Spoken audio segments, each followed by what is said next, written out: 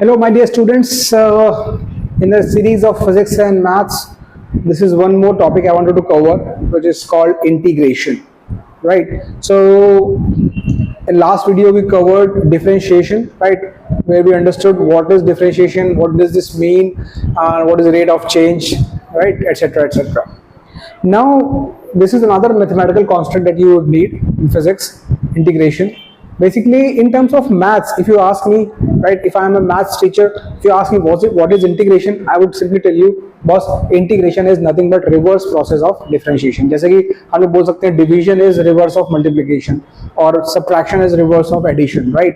So in terms of maths, we can say, but in terms of real context, right, physics is not just, it's a technical tool. Physics is just is some subject, right? तो यहाँ पे अगर आप मुझसे कोई पूछे कि integration क्या है, तो मैं उसको समझाऊंगा एज ए फिजिक्स टीचर कि boss, integration is nothing but summation. Integration is nothing but summation of a physical quantity over a period, over a interval, right. जैसे कि इसको समझने का सबसे बढ़िया तरीका है एरिया अंडर कर्व से. जैसे मान लो आपको एक ग्राफ दिया हुआ है एक क्वांटिटी y का with x. So y is dependent on x with some function f(x).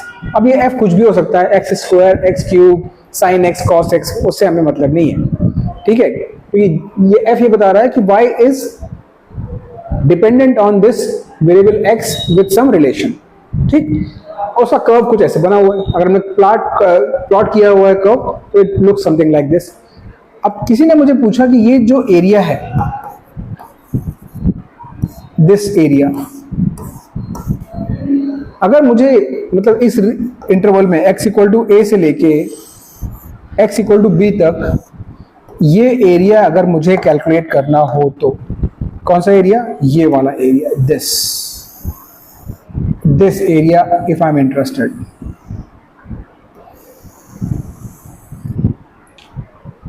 This is something what I want to know. तो कैसे निकालोगे? अब ये तो बात है कि प्रॉब्लम में होगी, क्योंकि एरिया के फॉर्मूलाज हमको ट्रायंगल का पता है, रेक्टेंगल का पता है, चलो क्वाड्रिलेटरल का भी निकाल लेंगे, सर्कल का निकाल लेंगे, बट ये तो कुछ आर्बिट कर्व है, इसका एरिया हम कैसे निकालें?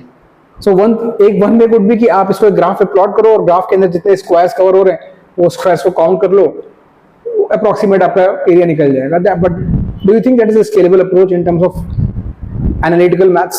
No, of course not, right? So you need some mathematical tool, some formula to be able to calculate this area. Okay, now you might have a question, but sir, why do we need it? ये क्यों करना है? हमको बस मजे लेने के लिए करना है, ये एरिया क्यों निकालना है? तो डियर, अभी आपको इतना समझना पड़ेगा कि फिजिक्स में कई बार ऐसा होगा कि दो क्वांटिटीज अगर इस तरह से प्लॉटेड हैं, x और y, so area under this curve will be another physical quantity. आपको एक एग्जांपल देता हूं कि एक एग्जांपल आपको just to give you a feel कहां पे से जरूरत पड़ेगी. मान लो दिस इज माय कर्व, ठीक है, ये मेरा कर्व है.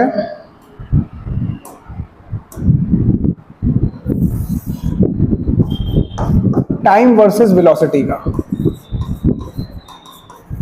टाइम वर्सेस वेलोसिटी का. किसी ने मुझे एक कर्व दे दिया और बोला कि time t equal to let's say t1 interval से t2 इंटरवल में, t2 ऑब्जेक्ट का जो मोशन है t1 से t2 इंटरवल में, इतने टाइम में इसका डिस्प्लेसमेंट बताओ मुझे.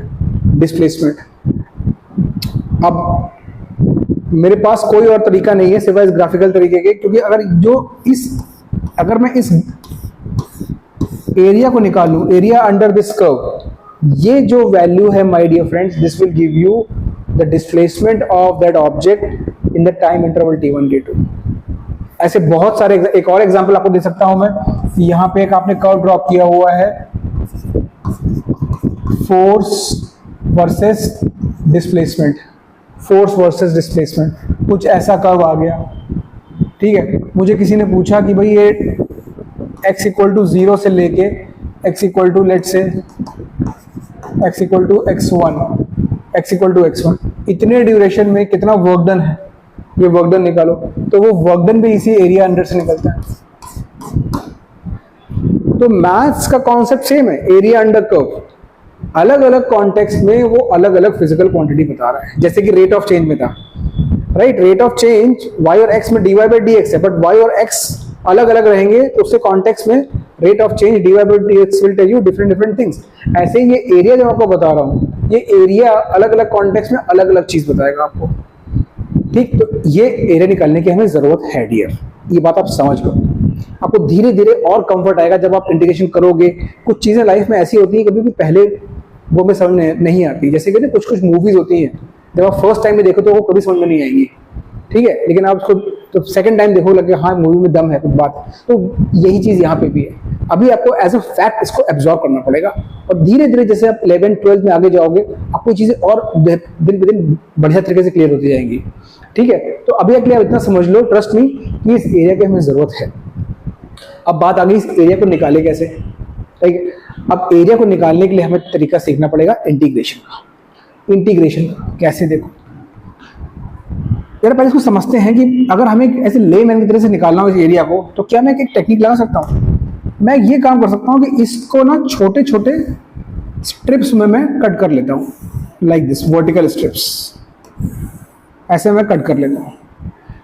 अब मैं ये बोल सकता हूँ कि ये स्ट्रिप्स मेरे इतने छोटे हैं कि हर एक इंडिविजुअल स्ट्रिप को मैं एक रेक्टेंगल की तरह ट्रीट कर सकता हूँ। मतलब मैंने इस स्ट्रिप को इतना थिन कर दिया, इतना थिन कर दिया कि हर एक strip can be taken as a rectangle. इतना पोर्शन खाली जो है वो इतना अप्रोक्सीमेशन है, राइट, उतना एरिया मैं सेक्रीफाइस कर रहा हूँ। बट ठीक है, अगर मैं इन स्ट्रिप्स के इंडिविजुअल स्ट्रिप्स के एरियाज को ऐड करता जाऊं तो मेरा टोटल एरिया अंडर कर्व आ जाएगा, ठीक। ये जो ब्लू स्ट्रिप्स मैंने काटी हैं इन सबको एरिया निकाल के rectangle area length into breadth करता जाऊं और ऐड कर दो तो पूरा एरिया आ जाएगा।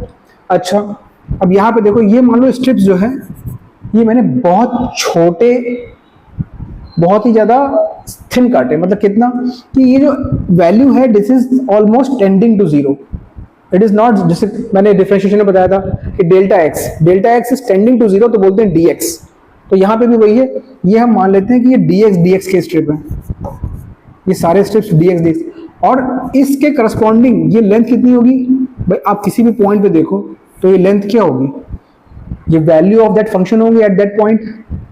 तो ये क्या हो जाएगी y, जो भी y की वैल्यू हो, y is equal to fx है, जो भी यहाँ पे x है उसके करस्पॉन्डिंग ये y है। तो मैं length which is y into width which is dx, अगर मैं ये y dx, मान लो ये वैल्यू y1 है, इसके करस्पॉन्डिंग आगे वाली वैल्यू y2 है, तो ऐसे y1 dx plus y2 dx, length into width, इन सबको ऐड करता जाऊं माय डियर फ्रेंड्स, डिलीजेंटली धीरे धीरे करता जाओ सारी स्टेप्स को ऐसे कट करके, तो मुझे एरिया मिल जाएगा बस। लेकिन यार इतनी फुर्सत किसके पास है कि आप छोटे स्टेप्स कट करो और y1 y2 करते बैठो। वैसे भी इनफाइनाइट स्टेप्स कटेंगे यार, क्योंकि dx is very very small. तो obviously this is good to understand as a concept कि इनको आपको ऐड कर दो तो आपको एरिया मिल जाएगा। लेकिन ये एडिशन कोई नॉर्मल एडिशन नहीं है डियर, ये addition is a continuous addition. मतलब strips are side by side continuous, y change हो रहा है और आप dx से मल्टीप्लाई करते उसको ऐड करते जा रहे हैं। तो इसको डियर हम पूरा as in terms of math इसको हम बोलते हैं कंटिन्यूअस समेशन। कंटिन्यूअस अगर हम डिस्क्रीट करते हैं, मतलब ये एक स्ट्रिप फिर ये एक स्ट्रिप अलग अलग, तो ये तो डिस्क्रीट समेशन। बट ये कैसा समेशन है, कंटिन्यूअस समेशन। और कंटिन्यूअस समेशन को ही हम बोलते हैं डियर इंटीग्रेशन, ठीक है। तो हमारा डिस्क्रीट समेशन का साइन होता है ये समेशन, ये डिस्क्रीट समेशन का साइन है, और कंटिन्यूअस समेशन का साइन है my dear friend this kind of symbol, ठीक है। तो यहां पे हम एरिया अंडर कर्व को लिखते हैं, एरिया अंडर कर्व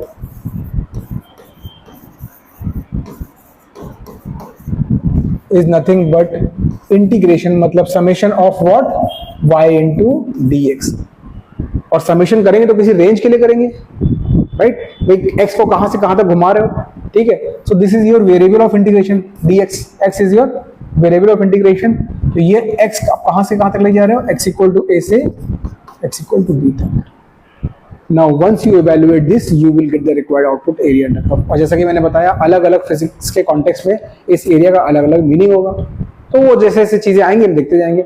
अब इंटीग्रेशन करने के लिए हमारे पास कुछ स्टैंडर्ड फॉर्मूलाज हैं, ठीक है। ये फॉर्मूलाज कैसे आए, क्यों आए, कहाँ से आए, ये सब आप अभी साइड में कर दो, ठीक है। बिल्कुल वैसे ही साइड में कर दो। जब आप कार चलाना या स्कूटी चलाना सीखते हो तो आप ये उसके फंक्शन सीखते हो कि कहाँ से एक्सेलरेट करना है, कहाँ से ब्रेक लगाना है, कहाँ से लाइट जलानी है। अब अंदर की जो इंजीनियरिंग है उसके लिए आप बॉदर्ड नहीं हो, क्योंकि आपका काम है सिर्फ स्कूटी या कार को ड्राइव करना सीखना, ठीक है। आप उसको बाद में कभी सीख सकते हो जब आपको टाइम मिलेगा, तब अपने वक्त आने पर आप सीख जाओगे, जरूरत पड़ेगी।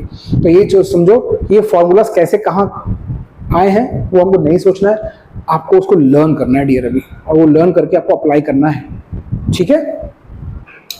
तो इंटीग्रेशन फॉर्मूलाज, यहाँ पे एक हेडिंग लगा लेते हैं, इंटीग्रेशन फॉर्मूलाज। सो सबसे बेसिक फॉर्मूला आपका जो है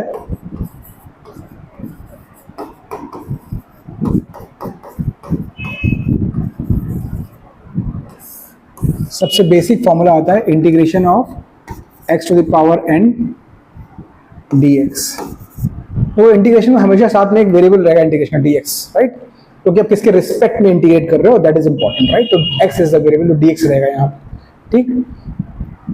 तो इसका आपका इंटीग्रेशन हो जाता है x to the power n plus 1 upon n plus 1, और इसमें साथ में हमेशा इंटीग्रेशन में कांस्टेंट ऑफ इंटीग्रेशन आता है, arbitrary constant.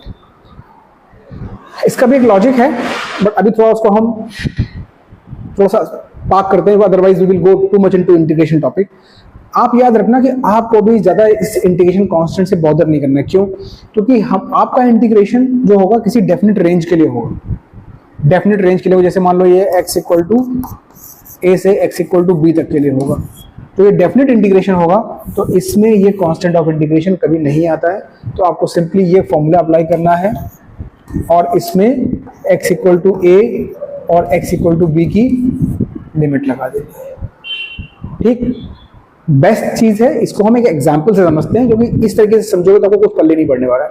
Let's try to understand with in clear example कि कैसे निकलेगा। तो हम एक एग्जाम्पल ले लेते हैं कि हमको किसी ने बोला कि बॉस इसको निकालो, ये x इक्वल टू 1 से लेके x इक्वल टू 3 तक इंटीग्रेट करो x dx को, ठीक है।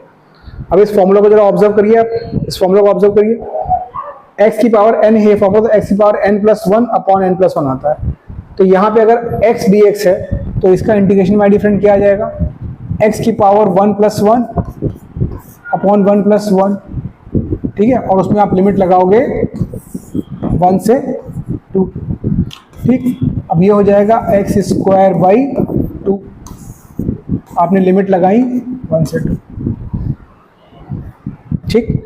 अब क्या करना है, बहुत सिंपल है, इस वैल्यू को लेना है, यहां पे सब्स्टिट्यूट करना है, मतलब क्या हो जाएगा 2 स्क्वायर बाई 2, राइट। फिर माइनस लगाना है, इस वैल्यू को लेना है, एक्सेप्ट करना है 1 स्क्वायर बाई 2, ठीक। This is how it is. So this will be 2 minus 1 by 2, 2 to the 4 minus 1 3 by, this is your answer x dx का, ठीक है। ऐसे ही अगर आप किसी ने आपको पूछा कि इसका इंटीग्रेशन निकालो, सिंपली dx का, सिंपली dx का, let's say x equal to 0 से x इक्वल टू 10, राइट। अब बोलोगे यहाँ तो सर x ही नहीं है, तो ये कौन सा फॉर्मूला हुआ? अरे x नहीं है, हमारे पास x की पावर n का फॉर्मूला है, तो ठीक है, इसको हम x टू द पावर 0 ना लिख लें, हो सकता है ना x की पावर 0। तो इस dx को हमने इंटीग्रेशन 0 से 10 dx को हमने लिख लिया इंटीग्रेशन 0 से 10 dear x to the power 0 dx। कोई नुकसान नहीं हुआ, कोई पाप तो नहीं किया मैंने, ठीक है, सब सही है। तो अब यहां से आप देख लो, x की पावर n प्लस 1 मतलब x की पावर 0 प्लस 1 अपॉन 0 प्लस 1, और यहां लगा ली हमने लिमिट 0 से 10, तो माय डियर फ्रेंड्स ये क्या आ गया, x 0 से 10, क्योंकि 0 + 1 तो 1 हो गया और x की पावर 1 मतलब x, तो ये हो जाएगा 10 - 0, बिकॉज एक बार 10 डालेंगे -0, आंसर इज 10। तो इसका मतलब क्या हो गया, कहीं भी आपको लाइफ में दिख रहा है इंटीग्रल dx, तो ये सिंपली x, आपको दिख रहा है इंटीग्रल x dx, ये हो जाएगा x² बाई लिमिट्स के साथ, राइट। अगर ये इनडेफिनिट विदाउट लिमिट्स करोगे तो यहाँ पे कांस्टेंट ऑफ इंडिकेशन भी आएगा, उसके बारे में ज़्यादा वरी नहीं करना है हमको, हमारे केस में सारे केसेस में लिमिट्स रहेगी। तो x dx हो जाएगा x² बाई 2। अच्छा एक चीज़ ध्यान रखना कि ये x dx नाम पर ज़्यादा फोकस मत कर देना, मतलब कि अगर कहीं पे मेरे पास लिखा हुआ है t dt, अब जब आपने आइडेंटिटी सीखी थी a + b होल स्क्वायर, तो a² + b² + 2ab था, किसी ने बोला a + b को x + y होल स्क्वायर, तो सोच रहे हैं हमको तो a + b पता था, x + y क्या होगा। तो वही चीज यहाँ पे भी है यार, x dx है x² बाई 2, तो t dt है तो क्या हो जाएगा, t² बाई 2 हो जाएगा, सिंपल। किसी ने बोल दिया integral v dv, as long as these variables are same, right, you will write v² by 2, ठीक है। सो ये हो गया पहला फॉर्मूला, सबसे बेसिक से आपको यही लगने वाला है, ठीक है। तो ये आपने समझ लिया x पर। अब एक चीज और, अगर आपको इंटीग्रेशन पता है, integration of some constant times fx dx, ये निकालने के लिए बोल दिया गया, आपको फॉर्मूला पता है fx dx का, ठीक है। अब ये अगर आ गया साथ में कांस्टेंट लग के आ गया, तो डियर कांस्टेंट से कुछ फर्क नहीं पड़ता इंटीग्रेशन में, कांस्टेंट सीधा इंटीग्रेशन के बाहर आ जाता है, this will be nothing but constant outside fx dx, constant सीधा आउटसाइड fx dx। एग्जांपल देख लेते हैं इसका भी एक, कि मान लो मेरे पास ऐसा आ गया 2x dx, अब परेशान हो गए, सर ने फॉर्मूला बताया था x dx, यहाँ पे 2x dx आ गया, कोई दिक्कत नहीं है, ये सिंपली हो जाएगा 2 बाहर x dx, और x ds मैंने आपको भी बताया, क्या बताया, x² बाई 2, तो हो जाएगा 2 × x² बाई 2, कांस्टेंट लगा रहा x² बाई 2, ये कैंसिल हो गया, तो सीधा बस आपका आंसर आ गया इसमें x², और फिर जो भी लिमिट लगानी है आप यहाँ लगा के निकाल सकते हैं, ठीक है। तो कांस्टेंट टाइम सम फंक्शन, उसका integration is take the constant outside the integration and integrate the rest of the function, ठीक है। जैसे मान लो मेरे पास, अभी मैंने आपको इंटीग्रल dx बताया था, this is nothing but x, आपके पास आ गया इंटीग्रल 5 dx, और 5 तो कांस्टेंट है, तो ये 5 बाहर आ जाएगा, ये हो जाएगा 5x, ठीक है। मान लो कोई नॉर्मल कांस्टेंट है, यहाँ पे a लिखा हुआ है a dx, आपको ये बताया गया कि a इज कांस्टेंट। अब a कांस्टेंट का मतलब क्या है, मतलब a कांस्टेंट का मतलब ये है कि x के फर्क पड़ने से a को कुछ फर्क नहीं पड़ रहा, a is a constant with respect to x, तो इस केस में क्या हो जाएगा, a सीधा बाहर आ जाएगा और ये जाएगा dx, और dx का इंटीग्रेशन होता है x, a into x। I think आपको फील आ रहा होगा कैसे चल रहा है कहानी, ठीक है। तो ये एक इंटीग्रेशन का तरीका है, ठीक। दूसरा इंटीग्रेशन एक फॉर्मूला आपको और देखना है, मैं आपको सिर्फ डियर, मैं आपको इंटीग्रेशन नहीं पढ़ा रहा हूँ, डोंट गेट मी रॉन्ग, यहाँ पे इंटीग्रेशन की क्लास नहीं चल रही, इस यहाँ पे फिजिक्स में आपको जितना इंटीग्रेशन स्टार्टिंग में लगने वाला है, बूट स्ट्रैपिंग करने के लिए, मतलब कहते हैं ना कि आप तकलीफ में ना आ जाओ स्टार्ट होते ही फिजिक्स के, ये मेरा एफर्ट है, ये मेरा प्रयास है, ताकि आप कंफर्टेबल हो जाओ, इसके लिए इस वीडियो बना रहा हूँ, ठीक है। तो अब देखो, अगर मेरे पास एक ऐसा कुछ फंक्शन आ जाएगी, एक fx + gx, मतलब दो अलग अलग फंक्शन का समेशन है या माइनस, इसको इंटीग्रेट करना है, तो इसके लिए भी बहुत सिंपल तरीका है कि आप इनको अलग अलग इंटीग्रेट कर लीजिए, fx dx प्लस या माइनस जो भी साइन यहाँ पे है, इंटीग्रेशन gx dx, ठीक। मतलब कैसे, जैसे मान लो मेरे पास एक आ जाए, किसी ने इंटीग्रेट करने के दे दिया t² + 1 dt, इसको इंटीग्रेट करो, t² + 1 dt को, तो t² + 1 तो कुछ का फॉर्मूला आपको नहीं याद आ रहा, तो आप अलग अलग करोगे, तो इसको आप कर सकते हो t² dt, और ये प्लस लगा है तो +1 dt, मतलब सिंपल dt, तो प्लस क्या आएगा 1 dt, 1 dt क्या मतलब dt, तो अब ये आपको पता है t² का हो जाएगा टी की power n plus one upon n plus one, तो 2 है तो ये हो जाएगा T cube by 3 n plus one upon n plus one, और डी टी का हो जाएगा टी, और इसके ऊपर आप फिर जो भी लिमिट हो वो लिमिट लगा लीजिए, राइट। सो इस तरीके से आप कर सकते हो। अगर यहाँ माइनस साइन होता तो यहाँ सब जगह माइनस कर देते हैं, राइट, ओके। तो अभी मेरे ख्याल से स्टार्टिंग में इतनी चीज़ों से आपका काम चल जाएगा, इतने फॉर्मूला से, एक्स की पावर n वाला फॉर्मूला है जो, इससे आपका काफ़ी हद तक काम चल जाएगा। इसके अब ये बहुत सारे फॉर्मूलाज इंटीग्रेशन के यार, राइट, 12th पे तो आप डिटेल में पढ़ोगे, लेकिन अभी मैं कुछ सारे फॉर्मूलाज नहीं दे रहा हूँ, ठीक है। एच सी वर्मा या आपकी जो एनसीईआरटी की बुक है उसमें देखो पहले ही चैप्टर में उन्होंने बेसिक इंटीग्रेशन के फॉर्मूलाज लिखे हुए, आप वहाँ से नोट कर सकते हो। बट मेरा इंटेंशन यहाँ पे थोड़ा दूसरा था। मेरा इंटेंशन था कि पहले आपको ये समझ में तो आया कि जब हम बोलते हैं इंटीग्रेट करो तो क्या कर रहे हैं यार, हम करके आ रहे हैं। एज ए स्टूडेंट मुझे समझ में आता कि ये क्या चीज़ है। जैसे कि आपको जब सम करना सिखाया, ऐड करना, तो एडिशन बच्चे को सिखा देना एडिशन है क्या पहले, before how you can learn the process. So this is what my intent is, you should understand the process. अब हमेशा याद रखना कि इंटीग्रेशन का एप्लीकेशन, ये भी लास्ट के 5 मिनट लूंगा इसमें, इंटीग्रेशन को अप्लाई कब करना है, प्रॉब्लम ये कभी कभी चमकता नहीं है। तो ये आप थोड़ा समझो कि यहाँ पे आपको देखना है कि integration is the reverse process of differentiation. तो आपको मैं एक एग्जांपल दे रहा हूँ। जैसे मान लो आज की ऑफलाइन क्लास में हमने क्लास में क्वेश्चन किया था कि एक displacement of a particle is given something like this 20 minus 2t plus t square, right. Displacement of a particle with time is given like this 20 minus 2t plus t square. अब यहाँ से पूछा गया था आपसे कि इसकी वेलोसिटी निकालो as a function of time, right. तो आपने बोला कि भाई वेलोसिटी क्या होता है, instantaneous velocity it is dx by dt, dx by dt। आपने ये dx बाई dt निकाल दिया, कैसे, आपने इसको बोला 0, इसका हो गया -2, इसका हो गया +2t, तो आपने निकाल दिया 2t माइनस 2, ये आ गया। ये तो ठीक है, जब आपको डिस्प्लेसमेंट दिया हुआ है, वेलोसिटी पूछी, आपने डिफरेंशिएट कर दिया। मान लो माय डियर फ्रेंड्स आपको वेलोसिटी दी होती, इस तरीके से,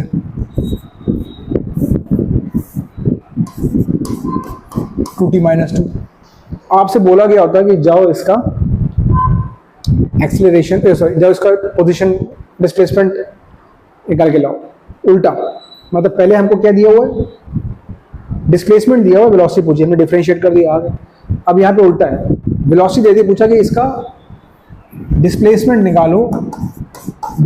निकालो as a function of time. अब क्या करोगे, तो भाई यहाँ पे आपको इसको इंटीग्रेट करना पड़ेगा, क्योंकि देखो क्या है कि ये चीज़ है क्या, ये चीज़ है dx बाई dt। जो ये v लिखा है ये क्या है, dx बाई dt है। इसको आपने लिख लिया 2t माइनस 2। अब आप जो वेरिएबल्स को सेपरेट करो, मतलब जो dt है उसको उधर ले जाओ, dx को क्या, तो x वाला पार्ट x के साथ, यहाँ पे मैथ्स है, फिजिक्स नहीं है, x वाला पार्ट x का छोड़ो, t वाला पार्ट t के साथ, तो dx को यहाँ पे अकेला छोड़ो, ये लिख लो आप 2t माइनस 2 dt। अब अगर dx से आपको निकालना क्या है x, तो आपको dx करना पड़ेगा इंटीग्रेट। अगर यहाँ पे इंटीग्रेट करोगे तो यहाँ पे भी इंटीग्रेट करोगे। अब मान लो, अब इसमें आपको एक एडिशनल इन्फॉर्मेशन देंगे वो कि भाई t इक्वल टू 0 पे पार्टिकल का डिस्प्लेसमेंट क्या। मान लो उन्होंने दे दिया आपको इस केस में कि t इक्वल टू 0 पे पार्टिकल का डिस्प्लेसमेंट x इक्वल टू 20 है, ये आपको इन्फॉर्मेशन दे दी। तो आपने बोल दिया ठीक है, t इक्वल टू 0 पे डिस्प्लेसमेंट मेरा 20 है, t इक्वल टू t पे डिस्प्लेसमेंट कुछ x होगा जो मुझे नहीं पता, तो निकालना है।